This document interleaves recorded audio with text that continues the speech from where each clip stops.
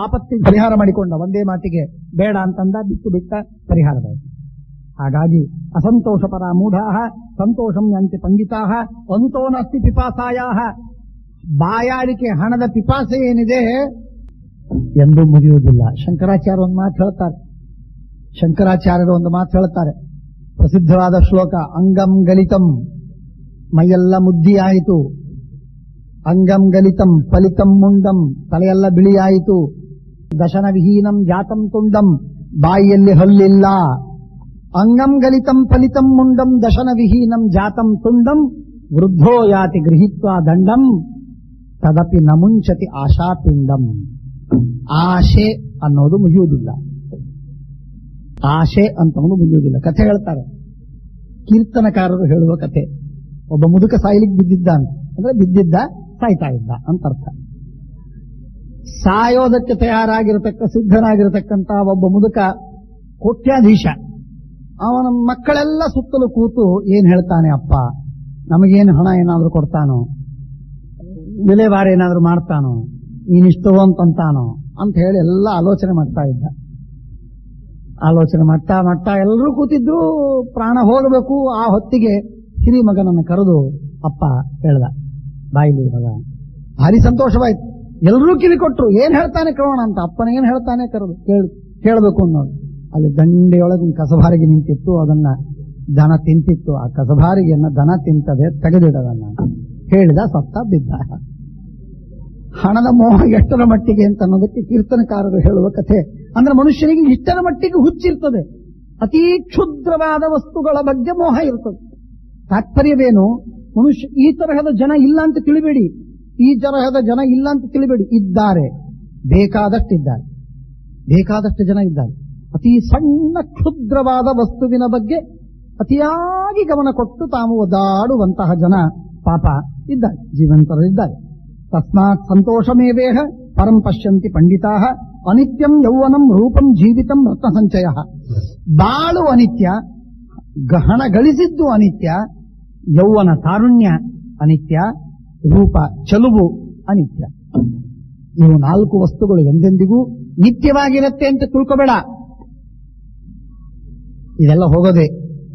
ತಾರುಣ್ಯ ಇತ್ತು ಅಂತಂತ ಇರುವಾಗಲೇ ಹೋಗಿಬಿಡುತ್ತದೆ. ರೂಪ ಇದೆ ಅಂತ ಅನ್ನುವಾಗ ಹೋಗುತ್ತೆ. ಹಣ ಎಷ್ಟು ಗಳಿಸಿದ್ದು ಕ್ಷಯವಾಗುತ್ತೆ. ಆದ್ದರಿಂದ ಐಶ್ವರ್ಯಂ ಪ್ರಿಯ ಸಂವಾಸೋ ವೃದ್ಧೇ ತತ್ರ ನ ಪಂಡಿತ. ಐಶ್ವರ್ಯ ಹಾಗೂ ಪ್ರಿಯ ಸಂವಾಸ, ನಮ್ಮ ಬೇಕಾದವರು ಹತ್ತಿರ ಇರಬೇಕು ಅಂತ ಅಪೇಕ್ಷೆ ಅದಿರುತ್ತದೆ ಒಂದು 4 ದಿವಸ. ಆದರೆ ಕೊನೆಗೆ ಅದು ಮುಗಿತು. ಪ್ರಿಯ ಸಂವಾಸೋ ವೃದ್ಧೇ ತತ್ರ ನ ಪಂಡಿತ ತ್ಯಜೇತ ಸಚ ಯಾವಸ್ತಸ್ಮಾತ್ ತಾನ್ ಕ್ಲೇಶಾನ್ ಸಹೇತ ಚ. ಯಾವ ವಸ್ತುವನ್ನ ಬಿಡ್ತಾನೋ ಆ ವಸ್ತುಗಳಿಂದ ಅವನಿಗೆ ರೋಗವಾಗುವುದಿಲ್ಲ, ಅವನಿಗೆ ದುಃಖವಾಗುವುದಿಲ್ಲ, ಅವನಿಗೆ ಕ್ಲೇಶವಾಗುವುದಿಲ್ಲ. ಯಾಕೆ? ಅದನ್ನು ಬಿಟ್ಟವನು. ನೈ ಸಂಚಯವಾನ್ ಕಶ್ಚಿತ್ ದೃಶ್ಯತೆ ನಿರುಪದ್ರವ. ಹಣ ಗಳಿಸಿದ, ಸಂಗ್ರಹ ಮಾಡಿ ಇಟ್ಟಾನೆ, ಅವನಿಗೇನು ಉಪದ್ರವ ಇಲ್ಲ. ಒಬ್ಬ ವ್ಯಕ್ತಿಯನ್ನು ತೋರಿಸಿ, ಒಂದೇ ವ್ಯಕ್ತಿಯನ್ನು ತೋರಿಸಿ, ಇಲ್ಲ, ಜಗತ್ತಿನೊಳಗಿಲ್ಲ. ಒಂದಿಲ್ಲ ಬಂದರಿಂದ ಅವನಿಗೆ ಅಗ್ನಿಯಿಂದಲೋ, ನೀರಿನಿಂದಲೋ, ಚೋರರಿಂದಲೋ, ಬೇಡುವವರಿಂದಲೋ, ಸ್ವಜನರಿಂದಲೋ, ರಾಜನಿಂದಲೋ ಭಯ ಇದ್ದೇ ಇದೆ. ಏನೂ ಇಲ್ಲದೆ ಇದ್ರು ಕೊನೆಗೆ ತಾನು ಸಾಯುವಾಗ ಬಿಟ್ಟು ಹೋಗ್ತಾ ಇದ್ದೀನಲ್ಲ ಅನ್ನುವ ಭಯ ಇದ್ದೇ ಇದೆ. ತಾನು ಭೋಗ ಮಾಡಿದ್ರೂ ಕಷ್ಟ, ಭೋಗ ಮಾಡದೇ ಇಟ್ಟರೂ ಕಷ್ಟ, ಏನು ಮಾಡಿದ್ರೂ ಹಣದಿಂದ ಆಗುವುದಿಲ್ಲ. ಆದ್ದರಿಂದ ಅತಶ್ಚ ಧಾರ್ಮಿಕ ಪುಂಭಿ ಅನೀಹಾರ್ಥ ಪ್ರಶಸ್ತ್ಯತೆ.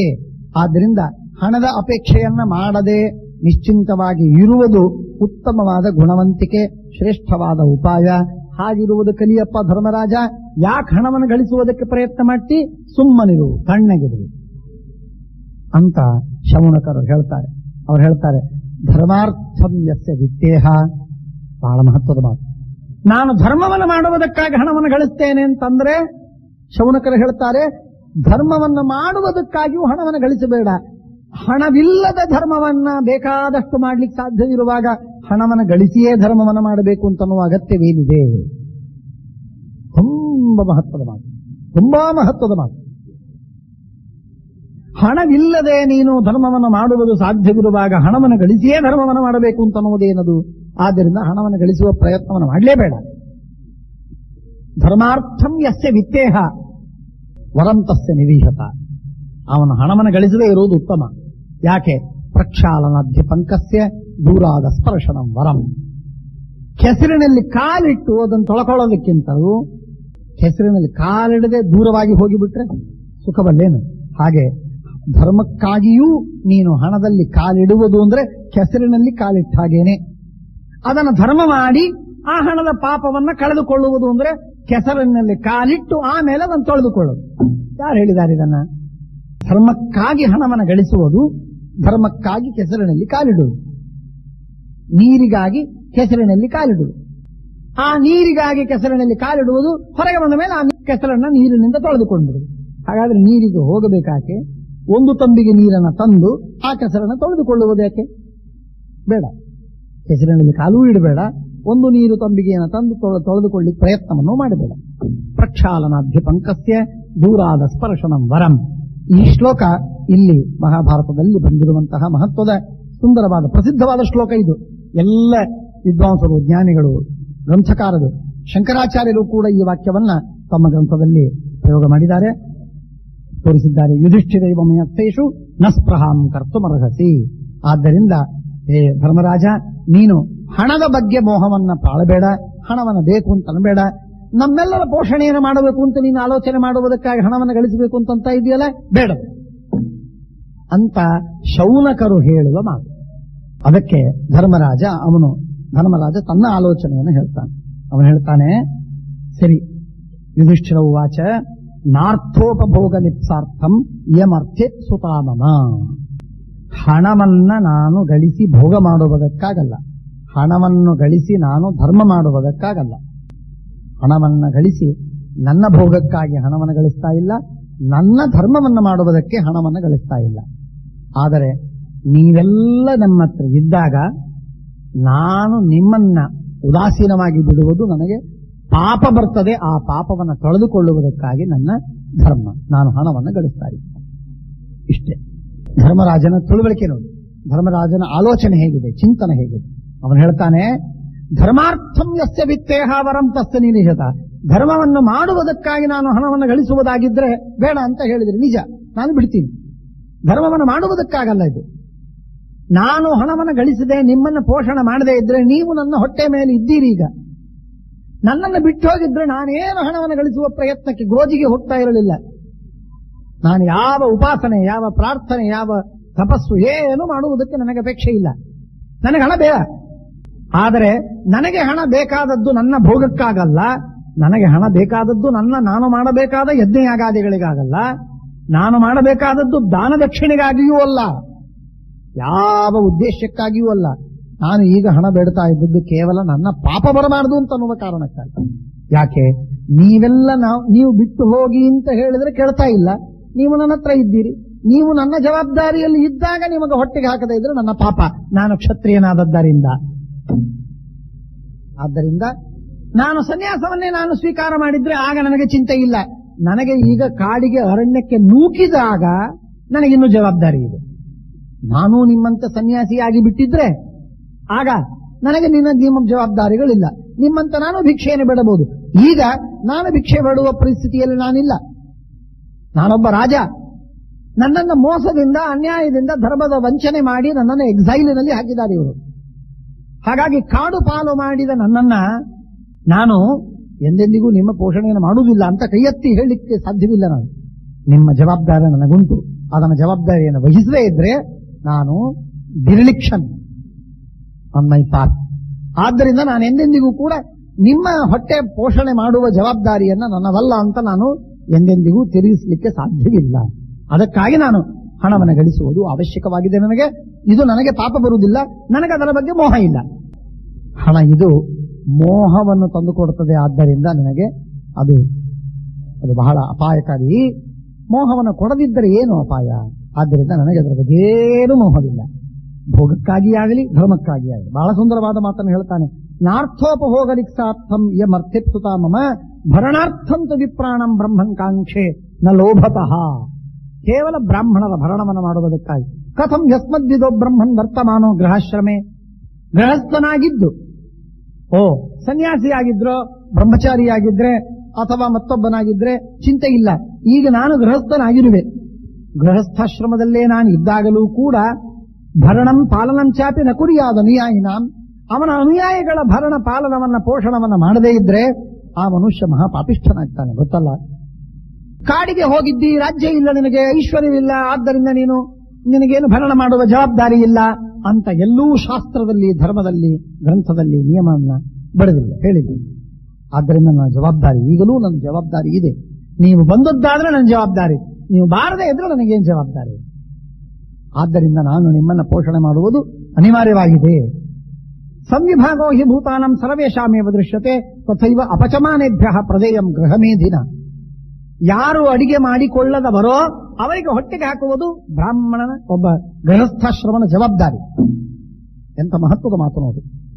ಅಪಚಮಾನೇಭ್ಯ, ಅಡಿಗೆ ಮಾಡದವರು ಇಬ್ಬರು, ಆ ಅಡಿಗೆ ಮಾಡದವರಿಬ್ಬರಿಗೆ ಹೊಟ್ಟೆಗೆ ಹಾಕುವ ಜವಾಬ್ದಾರಿ ಗೃಹಸ್ಥಾಶ್ರಮಿಗೆ ಇದೆ, ಅವಶ್ಯವಾಗಿದೆ. ಅದು ಎಂದೆಂದಿಗೆ ತಪ್ಪಿದ್ದಲ್ಲ. ಆದ್ದರಿಂದಾಗಿ ಆ ಗೃಹಸ್ಥಾಶ್ರಮಿಗೆ ಏನಿದೆ ಅಂತ ಅನ್ನೋದನ್ನು ಹೇಳ್ತಾರೆ. ತಥೈವ ಅಪಚಮಾನೇಭ್ಯ, ಅಪಚಮಾನದು ಅಂದ್ರೆ ಮನೆಯಲ್ಲಿ ಅಡಿಗೆ ಮಾಡದವರು, ಮನೆ ಇಲ್ಲ, ಮನೆಯಲ್ಲಿ ಅಡಿಗೆ ಮಾಡದವರಲ್ಲ. ಯಾರವರು? ಇಬ್ಬರು, ಬ್ರಹ್ಮಚಾರಿ ಹಾಗೂ ಸನ್ಯಾಸಿ. ಬ್ರಹ್ಮಚಾರಿ ಹಾಗೂ ಸನ್ಯಾಸಿ ಇವರಿಬ್ಬರು ಮಾತ್ರ ಅಪಚಮಾನರು, ಅವರಿಗೆ ಹೊಟ್ಟೆಗೆ ಹಾಕುವ ಜವಾಬ್ದಾರಿ ಗೃಹಸ್ಥನಿಗಿದೆ. ಪ್ರತಿಯೊಬ್ಬ ಗೃಹಸ್ಥ ಬಹಳ ಮಹತ್ವದ ಮಾತು. ಅದಕ್ಕಾಗಿ ವಿದ್ಯಾರ್ಥಿಗಳು ನಿಮ್ಮ ಮನೆಗೆಲ್ಲ ಬರ್ತಾರೆ, ನಮ್ಮ ವಿದ್ಯಾರ್ಥಿಗಳು ನಿಮ್ಮ ಮನೆಗೆಲ್ಲ ಬರ್ತಾರೆ, ಮನೆಗೆ ಬಂದು ಭಿಕ್ಷೆ ಬಿಡ್ತಾರೆ. ಭಿಕ್ಷಾಂದೇಹಿ, ಏನು ಭಿಕ್ಷೆ ಅದು? ಏನು ಭಿಕ್ಷೆ ಅದು? ನಿಮ್ಮ ಜವಾಬ್ದಾರಿ, ಅವರು ನಿಮಗೆ ಋಣಿಗಳು, ನೀವು ಅವರಿಗೆ ಹೊಟ್ಟೆಗೆ ಹಾಕುವವರು, ಅನ್ನದಾತರು. ಯಜಮಾನ ಗೃಹಸ್ಥ ತನ್ನ ಮನೆಯಲ್ಲಿರುವ ತನಗಿದ್ದ ಸಾಧ್ಯವಿದ್ದ ಏನು ಧನಧಾನ್ಯಗಳಿವೆಯೋ ಅವುಗಳನ್ನ ಬ್ರಹ್ಮಚಾರಿಗೆ, ವಿದ್ಯಾರ್ಥಿಗೆ, ಯತಿಗೆ ಕೊಡಬೇಕು. ಯತಿಗೆ ಕೊಡಬೇಕು. ಹಾಗಾಗಿ ಯತಿಗೂ ಬ್ರಹ್ಮಚಾರಿಗೂ, ಬ್ರಹ್ಮಚರ್ಯಾಶ್ರಮ ಮೊದಲನೆಯದು, ಕೊನೆಯದು ಯತ್ಯಾಶ್ರಮ. ಇವರಿಬ್ಬರಿಗೂ ಕೂಡ ಮನೆಯಿಲ್ಲ, ಮನೆಯ ಅನ್ನ ಇಲ್ಲ, ಇನ್ನೊಬ್ಬರ ಮನೆಯಿಂದಲೇ ಬೇಡಿ ತಂದು ಊಟ ಮಾಡಬೇಕು. ಇದು ಅವರ ಕರ್ತವ್ಯ. ಅದಕ್ಕಾಗಿ ಗೃಹಸ್ಥರು ಹಣವನ್ನು ಸಂಪಾದನೆ ಮಾಡಿ ತಾವು ಗಳಿಸಿದ್ದನ್ನ ತಮ್ಮ ಇಷ್ಟು ಪಾಲು ಯತಿಗೋ ಹಾಗೂ ಬ್ರಹ್ಮಚಾರಿಗಳಿಗೋ ಅಂತ ಹೇಳಿ ಕೊಡತಕ್ಕದ್ದು ಅವನ ಜವಾಬ್ದಾರಿ, ಅವನ ಕರ್ತವ್ಯ. ಆ ಮಾತನ್ನು ಎಷ್ಟು ಚೆನ್ನಾಗಿ ಹೇಳ್ತಾನೆ. ತಥೈವ ಅಪಚಮಾನೇಭ್ಯ ಪ್ರದೇಯಂ ಗೃಹಮೇಧಿನ ತೃಣಾನಿ ಭೂಮಿರುದಕಂ ವಾಕ್ಚತುರ್ಥೀ ಚ ಸಂವೃತ ಸತ್ಯ ಸತಾಮೇತಾನಿ ಗೇಹೇಶು ನೋಚ್ಛಿದ್ಯಂತೆ ಕದಾಚನ ದೇಯಮಾರ್ತಸ್ಯ ಶಯನಂ. ರೋಗಿಯಾಗಿದ್ದಾನೆ, ಕಷ್ಟದಲ್ಲಿದ್ದಾನೆ, ಅವನಿಗೆ ಹಾಸಿಗೆ ಹಾಸಿಕೊಡಿ. ನಿಂತು ನಿಂತು ನಿಂತು ಕಷ್ಟಪಟ್ಟಿದ್ದಾನೆ, ಅವನಿಗೆ ಕೂತ್ಕೊಳ್ಳುವುದಕ್ಕೆ ಆಸನ ಕೊಡಿ. ಧೂಳಿನಿಂದ, ಹೊರಗಿನಿಂದ, ಬಿಸಿಲಿನಿಂದ ಬಂದಿದ್ದಾನೆ, ಅವನಿಗೆ ಬಾಯಾರಿಕೆ ಆಗಿದೆ, ಕುಡಿಯುವುದಕ್ಕೆ ನೀರು ಕೊಡಿ. ಧ್ಯೇಯ ಮಾರ್ತಸ್ಯ ಶಯನಂ ಸ್ಥಿತಶ್ರಾಂತಸ್ಯ ಚಾಸನಂ ತೃಷಿತಸ್ಯ ಚ ಪಾನೀಯಂ. ಬಾಯಾರಿದವನಿಗೆ ನೀರು ಕೊಡಿ, ಕ್ಷುಧಿತಸ್ಯ ಚ ಭೋಜನಂ. ಹಸಿವಾದವನಿಗೆ ಊಟಕ್ಕೆ ಕೊಡಿ, ಇಲ್ಲ ಅಂತ ಅನ್ಬೇಡಿ, ಇಷ್ಟನ್ನು ಕೊಡಿ. ಚಕ್ಷುರ್ದದ್ಯಾತ್ ಮನೋದದ್ಯಾತ್ ವಾಚಂ ದದ್ಯಾತ್ ಸೌನತಾಂ ಉತ್ಥಾಯ ಚಾಸನಂ ದದ್ಯಾತ್ ಏಷ ಧರ್ಮ ಸನಾತನ. ಚಕ್ಷುರ್ದದ್ಯಾತ್, ಯಾರಾದರೂ ಬಂದ್ರು ಅಂತಂದ್ರೆ ಅವರನ್ನ ಕಣ್ಣಾರೆ ನೋಡಿ, ಪ್ರೀತಿಯ ಕಣ್ಣುಗಳಿಂದ ನೋಡಿ ಅವನನ್ನು ಸ್ವಾಗತ ಮಾಡಿ. ಚಕ್ಷುರ್ದದ್ಯಾತ್. ಮನೋದದ್ಯಾತ್, ನೀವು ಇಂಟ್ರೆಸ್ಟಿನಿಂದ, ಪ್ರೀತಿಯಿಂದ, ಸಂತೋಷದಿಂದ, ಮನೋದದ್ಯಾತ್, ಮನಸ್ಸಿನಿಂದ ಅವನನ್ನು ಸ್ವಾಗತ ಮಾಡಿ. ವಾಚಂ ದದ್ಯಾಚ, ಬಾ ಬಾ, ಕೂತ್ಕೋ ಕೂತ್ಕೋ ಅಂತ ಹೇಳಿ ಅವನನ್ನ ಬಾಯಿಯಿಂದ, ಶಬ್ದದಿಂದ ಅವನನ್ನು ಸ್ವಾಗತ ಮಾಡಿ. ದದ್ಯಾಚ ಸೌನತಾಂ ಉತ್ಥಾಯ ಚಾಸನಂ ದದ್ಯಾತ್, ಎದ್ದು ನಿಂತು ಅವನಿಗೆ ಆಸನವನ್ನು ಕೊಡಿ. ಇದು ಮೊಟ್ಟ ಮೊದಲಿನ ಕೆಲಸ. ಆದ್ದರಿಂದ ಪ್ರತ್ಯುತ್ಥಾಯ ವಿಗಮನಂ ಕುರ್ಯಾನ್ಯಾಯೇನ ಚಾರ್ಚನಂ ಅಗ್ನಿಹೋತ್ರ ಮನಡ್ವಾಂಶ್ಚ. ಜ್ಞಾತಯ, ಬಳಗದವರಿಗೆ ನೀವು ಸರಿಯಾಗಿ ತಕ್ಕ ಯೋಗ್ಯವಾದ ಪೋಷಣೆಯನ್ನು ಮಾಡದೇ ಇದ್ರೆ ಅವರು ನಿಮ್ಮನ್ನು ಸುಟ್ಟು ಹಾಕ್ತಾರೆ. ಅದು ಹೇಗೋ ಏನೋ ಆಗತ್ತೆ, ಅನರ್ಥವಾಗತ್ತೆ. ಆದ್ದರಿಂದ ಬಳಗದವರು ನನ್ನ ಸಂಬಂಧವಿಲ್ಲ, ನಾನು ಯಾರನವರಲ್ಲ, ಯಾರು ನಮ್ಮವರಲ್ಲ. ಈ ತರಹದ ಏನೊಂದು ಅತಿ ವಿಚಿತ್ರವಾಗಿರುವ ಈಗಿನ ಒಂದು ಕಾನ್ಸೆಪ್ಟ್ ಬಂದಿದೆ. ನಾನು ಯಾರವನಲ್ಲ, ಯಾರು ನನ್ನವರಲ್ಲ. ನಾನು, ನನ್ನ ಹೆಂಡತಿ ಇಬ್ಬರೇ ನಾವು. ನಮ್ಮ ಮಕ್ಕಳು ದೊಡ್ಡವರಾಗಿದ್ದಾರೆ, ಅವರಿಗೆಲ್ಲ ಬೇರೆ ಮನೆ ಮಾಡಿಕೊಟ್ಟಿದ್ದೀವಿ, ಅವರೆಲ್ಲ ಬೇರೆ ಇರ್ತಾರೆ, ನಮಗೇನು ಸಂಬಂಧವಿಲ್ಲ. ಹೀಗೆ ಮಕ್ಕಳನ್ನೂ ದೂರ ಇಡುವ, ತಂದೆ ತಾಯಿಗಳನ್ನೂ ದೂರ ಇಡುವ, ಅಣ್ಣ ತಮ್ಮಂದರಂತೂ ಎಂದೋ ದೂರ ಮಾಡಿದ ಇದೊಂದು ಪ್ರವೃತ್ತಿ ತಪ್ಪು ಅಂತ ಹೇಳ್ತಾ ಇದೆ ಶಾಸ್ತ್ರ. ಜ್ಞಾತಯೋ ಅತಿಥಿ ಬಾಂಧವಾಹ. ಅತಿಥಿಗಳು ಸರಿಯಾಗಿ ಸತ್ಕಾರವನ್ನು ಮಾಡದೇ ಇದ್ರೆ ಮಹಾ ಅಪಾಯ. ಬಾಂಧವರು ಅವರಿಗೂ ಪೂಜೆಯನ್ನು ಮಾಡಬೇಕು. ಪುತ್ರ ದಾರಾಶ್ಚ, ಹೆಂಡತಿ ಮಕ್ಕಳು, ಅವರಿಗೆ ನಾವು ಇಲ್ ಟ್ರೀಟ್ ಮಾಡಿದರೆ ನಮಗೆ ಬಹಳ ದೊಡ್ಡ ಅನರ್ಥವಾಗತ್ತೆ. ಹೆಂಡತಿ ಮಕ್ಕಳಿಗೂ ಇಲ್ ಟ್ರೀಟ್ ಮಾಡತಕ್ಕದ್ದಲ್ಲ. ನಿನ್ನ ರುಬಾಬಿನಲ್ಲಿ ಇದ್ದು ನೀವು ಅವರನ್ನ ಚೀಥೂ ಮಾಡಿ ಅವರಿಗೆ ಪೀಡಿಸಿ ಒಳಿಸಿ ಕಷ್ಟಪಡಿಸಿ ದುಃಖಗೊಳಿಸಿ ನೀನು ಮಾಡತಕ್ಕದ್ದಲ್ಲ. ಪ್ರೀತಿಯಿಂದ ಇರತಕ್ಕದ್ದು ಬಹಳ ಮಹತ್ವದ ಮಾತು. ಮನುಧರ್ಮಶಾಸ್ತ್ರದಲ್ಲಿ ಈ ಮಾತು ಬರುತ್ತದೆ. ಮನುಧರ್ಮಶಾಸ್ತ್ರದಲ್ಲಿ ಸಂತುಷ್ಟೋ ಭಾರ್ಯೆಯ ಭರ್ತ್ರ ಭಾರ್ಯ ತಥೈವಚ. ಗಂಡನ ಜೊತೆಗೆ ಹೆಂಡತಿ ಪ್ರೀತಿಯಿಂದಿರಬೇಕು, ಹೆಂಡತಿ ಜೊತೆಗೆ ಗಂಡ ಪ್ರೀತಿಯಿಂದಿರಬೇಕು. ಸಿಡಿ ಸಿಡಿ ಸಿಡಿ ಸಿಡಿ ಅಖಂಡ ಬೆಳಗಿನಿಂದ ಸಿಡಿ ಮಿಡಿ ಮಾಡ್ತಾ ರಾತ್ರಿ ಹಗಲು ಯಾವಾಗಲೂ ಜಗಳಾಡ್ತಾ ಇದ್ರಿ, ಇವನಿಗೆ ಏನು ಸಂಸಾರ? ಯಾಕೆ ಇವನು ಸಂಸಾರ ಕಟ್ಕೊಂಡ? ಅತಿಯಾಗಿ ಮೋಹದಲ್ಲಿ ಬಲಿಯಾಗಿ ಪಾಶದಲ್ಲಿ ಸಿಕ್ಕು ಬಿದ್ದು ಒದ್ದಾಡುವ ಪ್ರಸಂಗ ಬೇಡ. ಆದರೆ ಯಾವಾಗಲೂ ಸಿಡಿಮಿಡಿ, ಯಾವಾಗಲೂ ನಿನ್ನ ರುಬಾಬು, ಯಾವಾಗಲೂ ನಿನ್ನ ಅಹಂಕಾರ ಅದನ್ನು ತೋರಿಸ್ತಾ ಎಲ್ಲ ಮಾಡಿದ ಮಾತು ಎಲ್ಲದಕ್ಕೂ ಕೂಡ ಅವರನ್ನ ನಿಂದೆ ಮಾಡುವುದು, ಟೀಕೆ ಮಾಡುವುದು, ಖಂಡನೆ ಮಾಡುವುದು, ಚುಚ್ಚ ಮಾಡುವುದು ಸರಿಯಲ್ಲ. ಹಾಗಾಗಿ ಪುತ್ರ ದಾರಾಶ್ಚ ಭೃತ್ಯಾಶ್ಚ ನಿರ್ದಯೇಯು ಅಪೂಜಿತ. ಅವರಿಗೆ ಯೋಗ್ಯವಾದ ಗೌರವವನ್ನ, ಸರಿಯಾದ ಮರ್ಯಾದೆಯನ್ನ ಅವರಿಗೆ ಹೊಟ್ಟೆಗೆ ಹಾಕಿ ಅನ್ನವನ್ನು ಕೊಟ್ಟು ಹಣವನ್ನು ಕೊಟ್ಟು ಪೂಜೆಯನ್ನು ಮಾಡದೇ ಇದ್ರೆ ನಿಮ್ಮನ್ನು ಸುಟ್ಟಾಕ್ತಾರೆ. ಅದು ಹೇಗೆ? ಅದು ಅವರಿಗೆ ಗೊತ್ತು, ದೇವರಿಗೆ ಗೊತ್ತು. ಆದರೆ ಮಾಡ್ತಾರೆ, ನಿಮಗನರ್ಥವಾಗುತ್ತೆ. ಆದ್ದರಿಂದ ಅನರ್ಥವನ್ನಕ್ಕೆ ಈಡಾಗಬಾರದು, ನಮ್ಮ ಜವಾಬ್ದಾರಿ. ಆದ್ದರಿಂದ ಅತಿಥಿಗಳಾಗಿ ಬಂದ ನಿಮ್ಮೆಲ್ಲರನ್ನ ಪೋಷಣೆ ಮಾಡುವುದು ನನ್ನ ಕರ್ತವ್ಯ, ಧರ್ಮರಾಜ ಹೇಳ್ತಾ ಇದ್ದಾನೆ. ಆತ್ಮಾರ್ಥಂ ಪಾಚೆಯನ್ನಂ, ನಮ್ಮ ಹೊಟ್ಟೆಗಾಗಿ ನಾವು ಅಡಿಗೆ ಮಾಡಿಕೊಂಡು ನಾವಷ್ಟೇ ಊಟ ಮಾಡುವುದು, ಬೇರೆಯವರು ಬಂದಾಗ ಇಲ್ಲ ಅಂತ ಹೇಳುವುದು, ಇದು ಸರಿಯಲ್ಲ. ನಾನು ಮೇಲಿಂದ ಮೇಲೆ ಹೇಳ್ತಿರ್ತೇನೆ, ಹೋಟೆಲಿನ ಒಂದು ಸಂಸ್ಕಾರ ಏನು ನಮ್ಮಲ್ಲಿ ಬೆಳೆದು ಬಂದಿದೆ ಭಾರತ ದೇಶದಲ್ಲಿ, ಎಲ್ಲೆಲ್ಲೂ ಅನ್ಹರ್ಡ್ ಆಫ್. ನಮ್ಮ ದೇಶದ ಸಾವಿರ ಸಾವಿರ ಲಕ್ಷ ಲಕ್ಷ ಪುಟಗಳ ಇತಿಹಾಸವನ್ನು ತೆಗೆದು ನೋಡಿ, ಒಂದು ಕಡೆಗೆ ಹೋಟೆಲ್ ಅನ್ನ ಮಾರಿಕೊಂಡ್ರು ಅನ್ನುವ ಮಾತಿಲ್ಲ, ಸರ್ವಥಾ ಮಾತಿಲ್ಲ. ಅನ್ನ ಛತ್ರ ಇಟ್ಟಿದ್ರು, ಖಂಡ ಅತಿಥಿಗೆ ಬಂದಾಗ ಕರೆದು ಸ್ವಾಗತ ಮಾಡಿ ಅವನಿಗೆ ಊಟಕ್ಕೆ ಹಾಕ್ತಾ ಇತ್ತು. ಇದೇ ನಮ್ಮ ಸಂಸ್ಕಾರ, ಇದೇ ನಮ್ಮ ಪರಂಪರೆ. ಅದನ್ನು ಕಳ್ಕೊಂಡೀವಿ ಅಂದ್ರೆ ನಾವು ನಿರ್ನಾಮವಾಗೋ ಹಾಗೆ ಕಳ್ಕೊಂಡೀವಿ. ಕರೆದು ಬ್ರಾಹ್ಮಣನನ್ನು ಊಟಕ್ಕೆ ಹಾಕೋದುಂಟೇ ಹೊರತು ಅತಿಥಿಗಳು ಯಾರೋ ಬಂದ್ರು ಅಂತನ್ನುವ ಪ್ರಶ್ನೆನೇ ನಮ್ಮಲ್ಲಿ ಉಳಿದಿಲ್ಲ. ಇಂಥ ಘೋರ ಪರಿಸ್ಥಿತಿ ನಮ್ಮಲ್ಲಿ ಬಂದು ಹೋಗಿದ್ದೀಗ. ಬಹಳ ದೂರಕ್ಕೆ ಬಂದೀವಿ, ಇನ್ನೇನಾಗುತ್ತೋ ಗೊತ್ತಿಲ್ಲ, ಇರಲಿ. ಹಾಗಾಗಿ ಯಾಕೆ ಅವನ ಅತಿಥಿ ಎಲ್ಲೇ ಬಂದ್ರು ಹಣ ಕೊಡ್ತಾನೆ, ಚೆಲ್ತಾನೆ, ಎಲ್ಲ ಊಟ ಸಿಗತ್ತೆ ಹೋಟ್ಲಲ್ಲಿ, ತಿಂತಾನೆ ಹೋಗ್ತಾನೆ. ನ್ಯಾಷನಲ್ ಇಂಟಿಗ್ರಿಟಿಯ ಹೆಸರಿನಲ್ಲಿ ಏನೇನೋ ಕಾರ್ಯಕ್ರಮ ಮಾಡ್ತಿರ್ತದೆ. ಏನೇನು ಬೇಡ, ಈ ಎಲ್ಲ ಹೋಟೆಲ್ಗಳನ್ನ ನಿರ್ಮೂಲ ಮಾಡ್ರಿ. ಕಂಡವರು ನಾವೇನು ಕುಟುಂಬಿಗಳಿದ್ದೇವೋ ನಾವು ಬಂದವರಿಗೆ ನಾವು ಊಟಕ್ಕೆ ಹಾಕೋಣ. ನಮ್ಮಲ್ಲಿ ಯಾಕೆ ಇಂಟಿಗ್ರಿಟಿ ಬರುವುದಿಲ್ಲ? ಯಾಕೆ ಸ್ನೇಹ ಬೆಳೆಯುವುದಿಲ್ಲ? ಯಾರ ದಕ್ಷಿಣದವನು ಬಂದ, ಕಲ್ಕತ್ತಾದವನು ಬಂದ, ಹರಿಯಾಣದವನು ಬಂದ, ಊಟ ಮಾಡಿದ ಹೋದ, ಯಾಕೆ ಪ್ರೀತಿ ಬೆಳೆಯುವುದಿಲ್ಲ ನಮ್ಮಲ್ಲೆಲ್ಲ? ನಾವು ಅಲ್ಲಿ ಹೋದಾಗ ಅವರು ನಮಗೆ ಹೊಟ್ಟೆಗೆ ಹಾಕಿದ್ರು, ಅವರು ಇಲ್ಲಿ ಬಂದಾಗ ನಾವು ಹೊಟ್ಟೆಗೆ ಹಾಕಿದ್ವಿ. ಆದ್ದರಿಂದ ನ್ಯಾಷನಲ್ ಇಂಟಿಗ್ರಿಟಿಯ ಒಂದು ಮಾತನ್ನು ನಾವು ಕೇಳ್ತಿರ್ತೇವೆ. ದೊಡ್ಡ ದೊಡ್ಡ ಮಾತುಗಳು ಈಗೆಲ್ಲ ಅದೊಂದು ಚಟ, ಅದು ಫ್ಯಾಡ್. ಅದು ಬಹಳ ದೊಡ್ಡ ದೊಡ್ಡ ಮಾತುಗಳನ್ನು ಆಡಿ ಏನೋ ಒಂದು ಮಾಡಿಬಿಡೋದಷ್ಟೇ, ಅದರಲ್ಲೆಲ್ಲ ಅರ್ಥವಿಲ್ಲ. ಇದು ವಾಸ್ತವವಾಗಿರತಕ್ಕಂಥದ್ದು. ಈ ಥ್ರೆಡ್ ನಾವು ಕಳ್ಕೊಂಡೀವಿ. ಹಾಗಾಗಿ ನಮಗೆ ಎಂದೆಂದಿಗೂ ಇನ್ನು ನಾವು ಕೂಡಿ ಇರುವ ಪ್ರೇಮದಿಂದ ಇರುವಂತಹ ಪರಿಸ್ಥಿತಿ ನಮಗೆ ಉಳಿಯುವುದಿಲ್ಲ. ಇದು ನಿಶ್ಚಿತ ಇರಲಿ. ಆದ್ದರಿಂದ ಆತ್ಮಾರ್ಥಂ ಪಾಚಯನ್ನಂ ನಮೃತ ಘಾತಯೇತ್ ಪಶೂನ್ ನಚೈಕ ಸ್ವಯಂ ಅಶ್ನೀಯ ವಿಧಿವರ್ಜಂ ನ ನಿರ್ವಪೇ. ತನ್ನಷ್ಟಕ್ಕೆ ತಾನೇ ಊಟ ಮಾಡುವಂತಹದ್ದು, ಯಾರಿಗೆ ಕೊಡದೆ, ಯಾರಿಗೆ ಹೇಳದೆ, ಯಾರಿಗೆ ಮಾಡದೆ ಮಾಡುವಂತಹದ್ದು ಮಹಾಪಾಪದ ಕರ್ಮ. ನಚೈಕ ಸ್ವಯಂ ಶ್ವಭ್ಯಶ್ಚ ಶ್ವಪಚೇಭ್ಯಶ್ಚ ವಯೋಭ್ಯಶ್ಚಾವಪೇದ್ಭುವಿ. ಚಂಡಾಲರಿಗೆ ಕರೆದು ಊಟಕ್ಕೆ ಹಾಕು, ಅವರಿಗೂ ಹೊಟ್ಟೆ ಕೊಡಬೇಕು. ನಿನ್ನ ಕರ್ತವ್ಯ, ನಿನ್ನ ಜವಾಬ್ದಾರಿ. ಪ್ರಾಣಿಗಳಿಗೆ ಕೊಡಬೇಕು, ಪಕ್ಷಿಗಳಿಗೆ ಕೊಡಬೇಕು. ವೈಶ್ವದೇವಂ ಹಿ ನಾಮಯಿತ ಸಾಯಂ ಪ್ರಾತಶ್ಚ ದೀಯತೆ. ಇದೇ ವೈಶ್ವದೇವ. ಎಲ್ಲರೂ ನಮ್ಮ ಈ ಅನ್ನಕ್ಕೆ ದೇವತೆಗಳು. ಎಲ್ಲರೂ ನನ್ನ ಸುತ್ತಮುತ್ತ ಇರುವಂತಹ ಎಲ್ಲ ಕ್ರಿಮಿ, ಕೀಟ, ಹುಳ, ಪಕ್ಷಿ, ಪ್ರಾಣಿ, ಮನುಷ್ಯರು ಪ್ರತಿಯೊಬ್ಬರೂ ಕೂಡ ನನ್ನ ಅನ್ನಕ್ಕೆ ದೇವತೆಗಳು. ನಾನು ಅನ್ನವನ್ನು ಅವರೆಲ್ಲರಿಗೆ ಕೊಟ್ಟೆ, ನಾನು ಊಟ ಮಾಡುವುದು ಅಂದರೆ ಮಾತ್ರ ನನಗೆ ಅಧಿಕಾರ ಅಂತನ್ನುವಂತಹ ಒಂದು ತತ್ವ, ಈ ಒಂದು ಕಲ್ಪನೆ, ಈ ಪರಿಕಲ್ಪನೆ ಇದು ನಮ್ಮಲ್ಲಿ ಬೇಕು. ವಿಘಸಾಶಿ ಭವೇತ್ ತಸ್ಮಾತ್ ನಿತ್ಯಂ ಚಾಮೃತ ಭೋಜನ. ವಿಘಸಾಶಿ ಬ್ರಾಹ್ಮಣರಿಗೆ ಯಜ್ಞವನ್ನು ಮಾಡಿ ಉಳಿದ ಅನ್ನವನ್ನು ತಿನ್ನಬೇಕು, ಬ್ರಾಹ್ಮಣರಿಗೆ ಕೊಟ್ಟು ಉಳಿದ ಅನ್ನವನ್ನು ತಿನ್ನಬೇಕು. ಇದು ವಿಘಸಾಶಿ ಅಮೃತ ಭೋಜನ. ಈ ವಿಧವಾದಂತಹದ್ದು ಬೇಕು. ಹಾಗಾಗಿ ವಿಗಸೋ ಭುಕ್ತ ಶೇಷಂತು. ವಿಗಸ ಅಂದ್ರೆ ಬ್ರಾಹ್ಮಣರಿಗೆ ಊಟಕ್ಕೆ ಹಾಕಿದ್ವಿ, ಅವರು ಊಟ ಆದ ಮೇಲೆ ಏನು ಉಳಿದ ಪಾತ್ರೆಯಲ್ಲಿ ಉಳಿದ ಅನ್ನ ಇದೆಯಲ್ಲ ಅದು ನಮ್ಮದು, ತಿನ್ನೋದಕ್ಕೆ ನಮಗೆ ಅಧಿಕಾರ.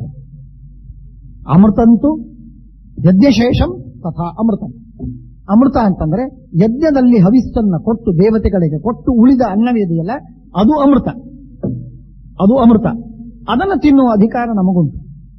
ಎರಡೂ ಬಿಟ್ಟು ನಮ್ಮಷ್ಟಕ್ಕೆ ನಾವೇ ತಿಂದು ಬ್ರಾಹ್ಮಣರಿಗೂ ಕೊಡದೆ, ಯಾವ ಅತಿಥಿಗಳಿಗೂ ಭೃತ್ಯರಿಗೂ ಕೊಡದೆ, ಯಜ್ಞವನ್ನು ಮಾಡದೆ ತಿಂದ್ರೆ ಅದು ಮೃತ ಭೋಜನ, ಅದು ಸರಿಯಲ್ಲ.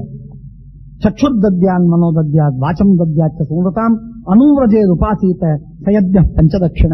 ಬಂದವರನ್ನ ಕರಿಬೇಕು, ಸ್ವಾಗತ ಮಾಡಬೇಕು, ಕೂಡಿಸಬೇಕು. ಇಷ್ಟು ಮಾತ್ರವಲ್ಲ, ಹೋಗ್ತಾ ಇರುವಾಗ ಅವರ ಬೆನ್ನತ್ತಿ ಹೋಗಿ ದೂರದವರೆಗೆ ಅವರನ್ನ ಕಳಿಸಿ ತಿರುಗಿ ಬರಬೇಕು. ಹೀಗೆ 5 ದಕ್ಷಿಣೆಗಳು, ಒಂದು ಕಣ್ಣಿನ ದಕ್ಷಿಣೆ, ಒಂದು ಮನಸ್ಸಿನ ದಕ್ಷಿಣೆ, ಒಂದು ಮಾತಿನ ದಕ್ಷಿಣೆ, ಅವರನ್ನು ಕೂಡಿಸುವುದು ಒಂದು, ಅವರನ್ನ ಬೆನ್ನತ್ತಿ ಹೋಗುವುದು ಮತ್ತೊಂದು. ಹೀಗೆ 5 ದಕ್ಷಿಣೆಗಳು. ಇದನ್ನು ಮಾಡಿದರೆ ಅತಿಥಿಯ ಪೂಜೆ ಪೂರ್ಣವಾಯಿತು, ಇಲ್ಲದಿದ್ರೆ ಪೂರ್ಣವಲ್ಲ. ಯೋದದ್ಯಾದ ಅಪರಿಕ್ಲಿಷ್ಟಂ ಅನ್ನ ಮಧ್ವನಿ ವರ್ತತೆ. ಯಾರು ದಾರಿಯಲ್ಲಿ ಹೋಗ್ತಾ ಇರುವಾಗ ಕಷ್ಟಪಟ್ಟು ಹೋಗ್ತಾ ಇದ್ದಾನೆ, ಹೊಟ್ಟೆಗಿಲ್ಲ ಹಿಟ್ಟಿಗಿಲ್ಲ, ಏನ್ ಮಾಡಬೇಕು ಅಂತ ಆಲೋಚನೆ ಮಾಡ್ತಾ ಇದ್ದಾನೆ, ಅಂತ ಶ್ರಾಂತನಾಗಿ ಒದ್ದಾಡಿ ಬಳಲಿ ಬೆವರು ಸುರಿಸ್ತಾ ಒದ್ದಾಡಿ ಹೋಗ್ತಾ ಇರುವಂತಹ ಮನುಷ್ಯನನ್ನ ಕರೆದು ಅವನಿಗೆ ಊಟಕ್ಕೆ ಹಾಕಿ. ಬಹಳ ಪುಣ್ಯ, ದೊಡ್ಡ ಪುಣ್ಯದ ಕೆಲಸ. ಶ್ರಾಂತನಾಗಿದ್ದಾನೆ, ದಾರಿ ನಡೀತಾ ಇದ್ದಾನೆ, ಹಾಗಾಗಿ ಅವನಿಗೆ ಹೊಟ್ಟೆಗೆ ಹಾಕಿ, ಊಟಕ್ಕೆ ಹಾಕಿ. ಆದ್ದರಿಂದ ಶಾಂತಾಯ ಅದೃಷ್ಟಪೂರ್ವಾಯ, ಗೊತ್ತಿದ್ದವನಿಗೆ ಮಾತ್ರವಲ್ಲ, ಗೊತ್ತಿಲ್ಲದವನಿಗೆ, ಎಂದೆಂದಿಗೂ ನೋಡಿಲ್ಲ, ಎಂದೆಂದಿಗೂ ಗೊತ್ತಿಲ್ಲ, ಅವನ ಪರಿಚಯ ನಿಮಗಿಲ್ಲ, ಅಂಥವನಿಗೆ ಕರೆದು ಊಟಕ್ಕೆ ಹಾಕಿ, ಇನ್ನಷ್ಟು ಪುಣ್ಯ. ಏವಂ ಯೋ ವರ್ತತೆ ವೃತ್ಯಂ ವರ್ತಮಾನೋ ಗೃಹಾಶ್ರಮೇ ತಸ್ಯ ಧರ್ಮಂ ಪರಂಪ್ರಾಹು ಕಥಂ ವಾ ವಿಪ್ರಮನ್ಯತೆ. ಇದು ಧರ್ಮ ಅಂತ ನಾನು ಕೇಳಿದ್ದೀನಿ ಗೃಹಸ್ಥಾಶ್ರಮಿಗೆ, ಇದನ್ನು ಮಾಡದಿದ್ದರೆ ಮಹಾ ಪಾಪ ಅಂತ ಕೇಳಿದ್ದೀನಿ. ನಾನು ಗೃಹಸ್ಥಾಶ್ರಮಿ, ಇನ್ನು ಕಾಡಿಗೆ ಬಂದರೇನು ನನ್ನ ಜವಾಬ್ದಾರಿ ಅಲ್ವೇ? ಅಂದಮೇಲೆ ಬ್ರಾಹ್ಮಣರು ನನ್ನ ಜೊತೆಗೆ ಇದ್ದರೆ ಪೋಷಣೆ ಮಾಡುವುದು ನನ್ನ ಕರ್ತವ್ಯ.